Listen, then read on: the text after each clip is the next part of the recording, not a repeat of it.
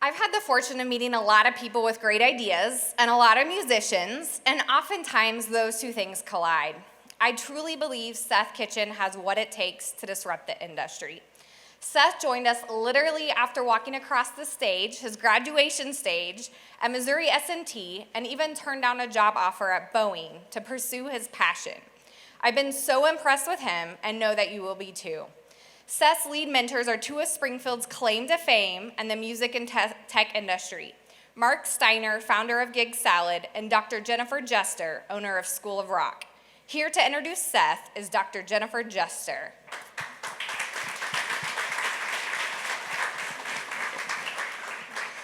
Good morning, everybody. I'm super excited to announce Collaborator LLC. It's been a pleasure working with Seth over the summer. Seth Kitchen and Michael Costello are the two founders, and they've been working on this with initial concept and design since November, and been developing this through the entrepreneurship program at Missouri S&T in Rolla. And then when they came here, they actually were able to work on some of the copyright law and application programming. So they're doing a lot of development to get all their ducks in a row.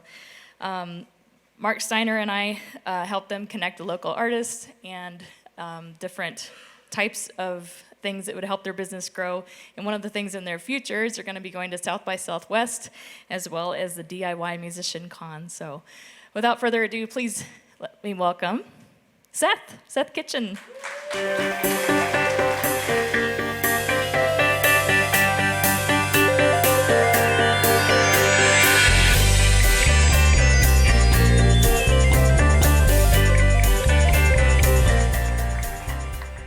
Everyone, thank you so much for coming. Thank you, Jennifer, for that awesome introduction.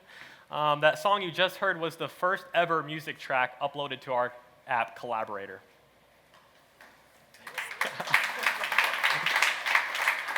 So as they mentioned, when I came to the accelerator, my degree was actually in aerospace and computer engineering.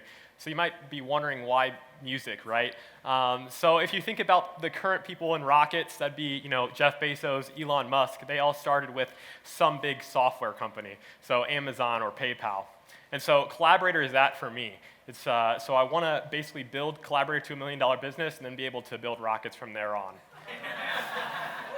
So music is also big for me. In high school, I played keyboard and guitar, and I had friends that played guitar and bass and vocals, but there was no one at my school that played drums. So that was a big disruptor for us not having to have a band when we were in high school. So if there was some app out there that let us find a local drummer, we would have been able to bin rock stars and go with that, right? So if you think about some other problems in the music industry, the first big one is the fact that 91% of musicians are undiscovered. So if you think about venue owners trying to find people for a gig, are they really hiring the best talent? Or are they hiring someone that they know, or that their friend knows, or maybe that comes into their bar a lot? So another issue is finding people to work with. So if you think about it, a musician is not necessarily a solo artist, even if they are a solo artist. They have studios, they have producers, audio engineers, labels, all these different people in between. And it's important to find people in your local area that you can work with, because I can't work with someone in New York if I'm in Springfield. That's going to be a long commute each way.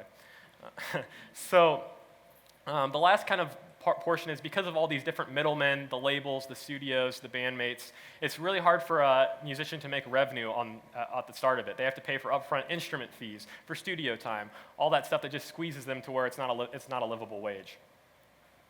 So we've tried to solve this problem is our app Collaborator. So what you see here is the edit screen in our app that lets you upload any audio track that you like. It'll appear as a waveform like you would see in the first row in this editor.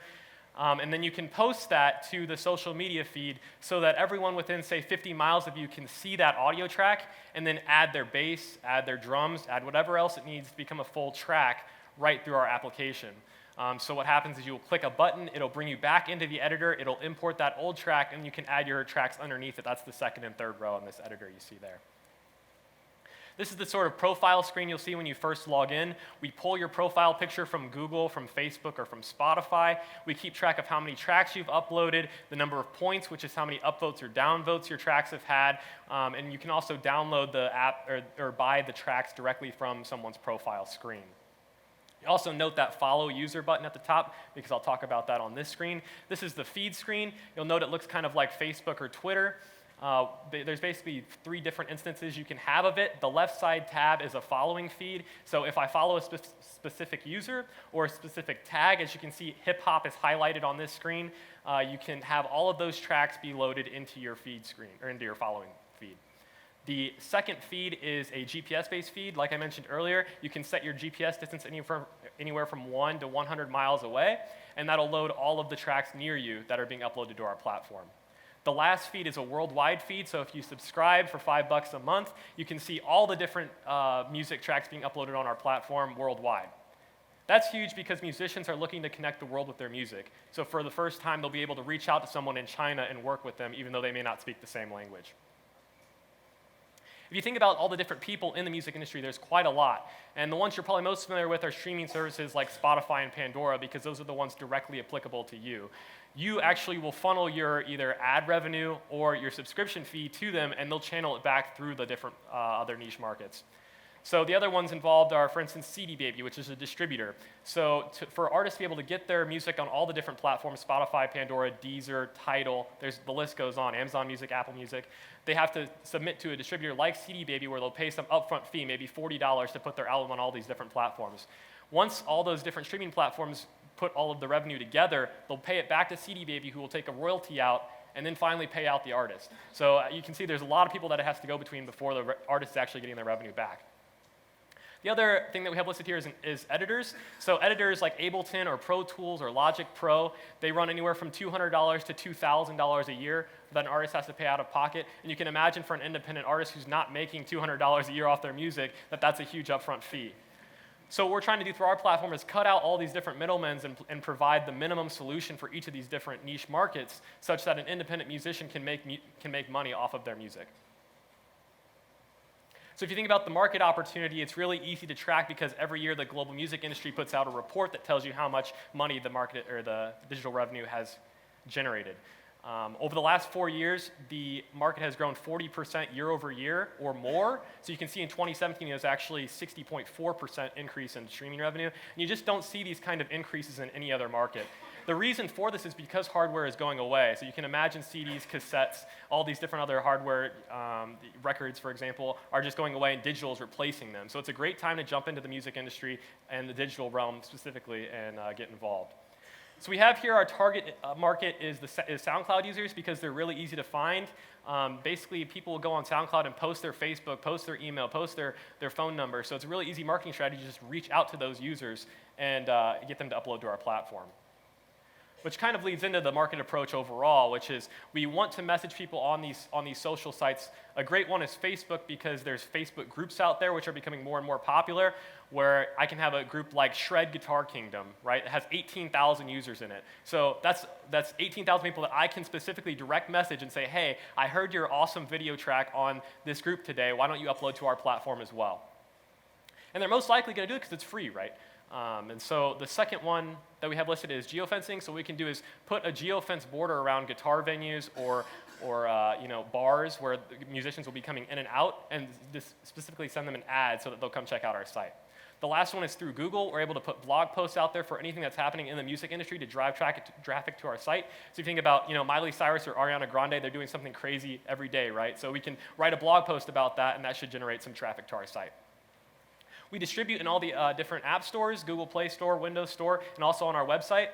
And we're also trying to gain endorsements from A-list celebrities. So you can imagine if the Jonas Brothers came in and gave us an endorsement, they could upload maybe a melody to our platform, and then every one of our users can collaborate on that track. And that way, they can say, hey, I worked with the Jonas Brothers before, which will increase their huge exposure, and the Jonas Brothers are getting 1,000 remixes out of it, right? So they can make that a whole another album. So these are the types of ads that we run. We like to post previous albums that have been really famous and put our branding and logos on it, and we see a lot of engagement on Facebook because of that, likes, comments, and shares.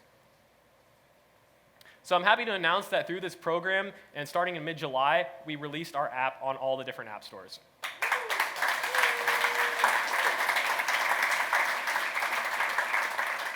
There's a link in your pamphlet that will take you to our webpage that will tell you whatever platform you're on, you can download our app, leave us a review. That we'd really appreciate it. That way we rank higher in our search results.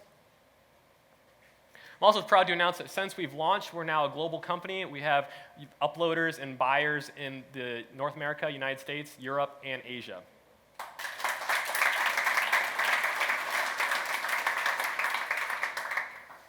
And last but certainly not least, we're proud to announce that we're launching a Springfield album.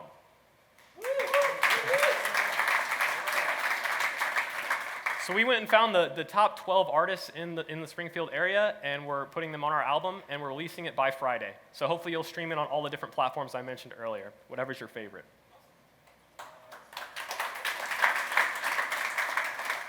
So lastly, my name's Seth Kitchen. Like I said, I'm an aerospace and computer engineering graduate, but I've also worked at companies like Walmart Labs and Garmin. I actually met my co-founder, Michael Costello, at a Walmart internship in Bentonville, Arkansas.